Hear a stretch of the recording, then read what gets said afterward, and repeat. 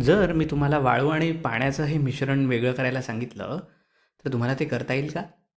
मागील काही व्हिडिओमध्ये आपण पाहिलं होतं की जेव्हा आपण वाळू पाण्यात मिसळण्याचा प्रयत्न करतो, तेव्हा ती पूर्णपणे विरघळत नाही.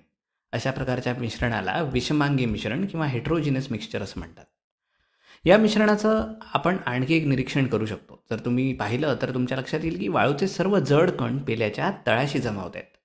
आणि पेल्याच्या वरच्या भागात तुम्हाला थोडं गढूळ पाणी दिसेल, पण त्यात वाळूचे जड कण नसतात. त्यामुळे जर तुम्हाला या मिश्रणातील वाळू आणि पाणी वेगळं करायचं असेल, तर हे मिश्रण काही वेळेस तसंच स्थिर ठेवावं लागेल. यामुळे वाळूचे सर्व जड कण तळाशी जमा होतील. या मिश्रणात ते आधीच तळाशी जमा झालेले आहेत, त्यामुळे आपली पहिली पायरी इथे पूर्ण झालेली आहे. मिश्रणातील जड कण तळाशी जमा होऊ देण्याच्या या प्रक्रियेला अवसादन किंवा सेडिमेंटेशन असं म्हणतात. आणि तळाशी जमा झालेल्या या कणांना अवसाद किंवा गाळ म्हणजेच सेडिमेंट असं म्हटलं जातं. पुढची पायरी म्हणजे आपण या पेल्यातील तुलनेने स्वच्छ पण थोडे गढूळ असलेले पाणी दुसऱ्या पेल्यात हळुवारपणे ओतण्याचा प्रयत्न करू शकतो. अगदी याप्रमाणे.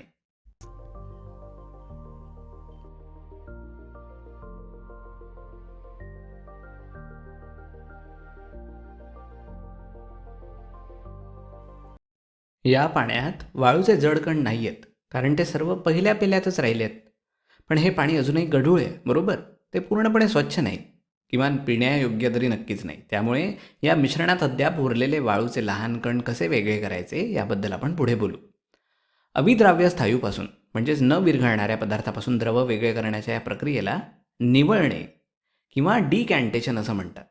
या प्रक्रियेत तळाशी असलेल्या स्थायूला किंवा स्थायूच्या थराला धक्का न लावता वरचा द्रवाचा थर, या उदाहरणात पाण्याचा थर, ओतून वेगळा केला जातो. येथे आपण तळाशी असलेल्या अविद्राव्य स्थायूवरून पाण्याचा वरचा थर बाजूला काढतो. काही वेळा जेव्हा समुद्रात तेलासाठी खोदकाम केले जाते, तेव्हा अपघात होऊन समुद्रात तेलाची गळती होऊ शकते. पण निवळणे किंवा डिकॅन्टेशन या प्रक्रियेचा वापर करून हे तेल साफ करण्याचा एक मार्ग आहे. हे शक्य होते कारण तेल पाण्यापेक्षा हलके असते आणि ते पाण्याच्या पृष्ठभागावर तरंगते. यामुळे ते पाण्यापासून वेगळे करणे सोपे जाते.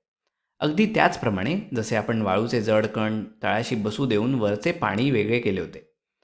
जेव्हा समुद्रात तेलाची गळती होते, तेव्हा शास्त्रज्ञ आणि अभियंते पाणी स्वच्छ करण्यासाठी निवळण्याच्या याच तत्त्वाचा वापर करतात. पाण्यापासून तेल वेगळे करण्यासाठी ते मोठ्या यंत्रांचा वापर करतात आणि नंतर त्या तेलाची सुरक्षितपणे विल्हेवाट लावतात. यावरून हे सिद्ध होतं की विज्ञान आपल्या सभोवतालीच आहे आणि लहान किंवा मोठ्या समस्या सोडवण्यासाठी आपण एकाच वैज्ञानिक तत्त्वाचा वापर करू शकतो.